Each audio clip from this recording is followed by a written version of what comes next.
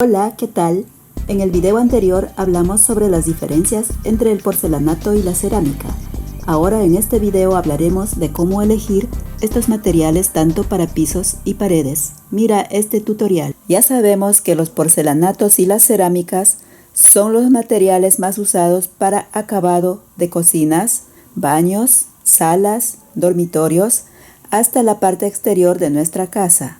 Por eso es importante saber elegirlas antes de comprar y recalcar que hay acabados tanto para paredes y pisos. Si no has visto nuestro video anterior, aquí te dejo esta tarjeta para que lo observes y estés al tanto de nuestros videos.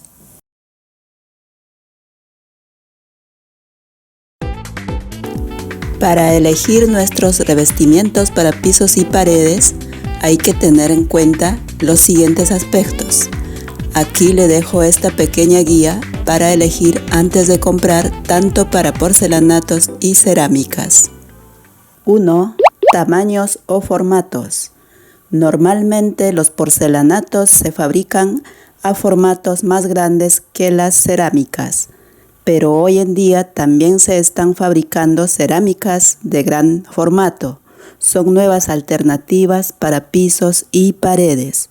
Las medidas son variadas entre ambas, pero por lo general tienen estas medidas que van entre 45 por 67.5 centímetros, 45 por 90, 20 por 120, 60 por 120 y 40 por 120 centímetros.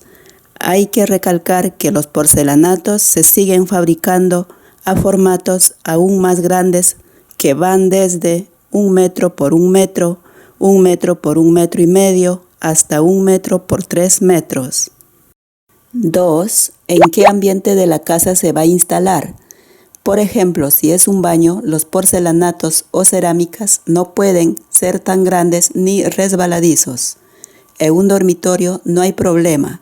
Podemos elegir ambos materiales que pueden ser tipo madera, hay gran variedad y modelos.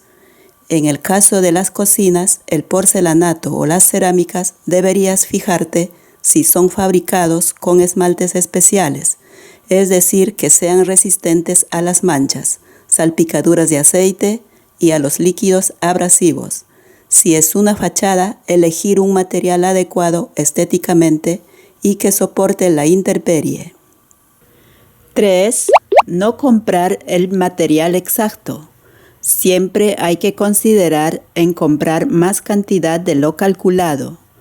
Uno no sabe lo que pueda suceder en el futuro.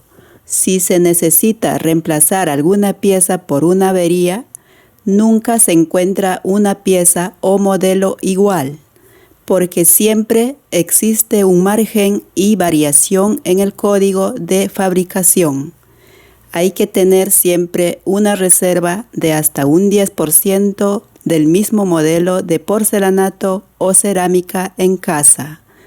Cabe mencionar que para sacar el cálculo se debe medir ancho, altura y largo del área a revestir.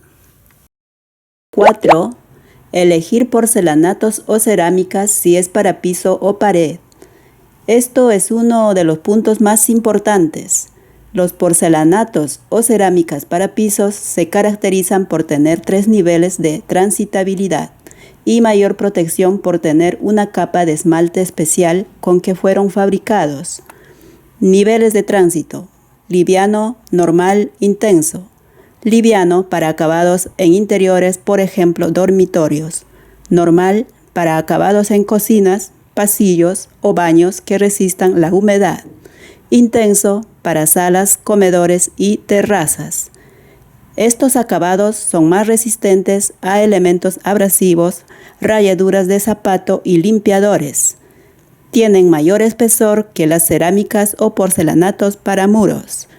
El espesor mínimo es de 9 milímetros y su espesor máximo es de 15 milímetros. Porcelanato o cerámicas para paredes o muros. A diferencia de los acabados para pisos, los porcelanatos o cerámicas para muros son más delgadas, entre 4 a 6 milímetros. Esto es para no incorporar más peso a las paredes. Tienen un esmaltado, pero no tan resistente como lo tienen los acabados de pisos. En conclusión, estos son los 4 puntos más importantes antes de elegir. Si quieres seguir viendo más de este contenido, no te olvides de suscribirte. Síguenos en YouTube, Instagram y Facebook. Y no te olvides, visita la página web acabadosdecasa.com.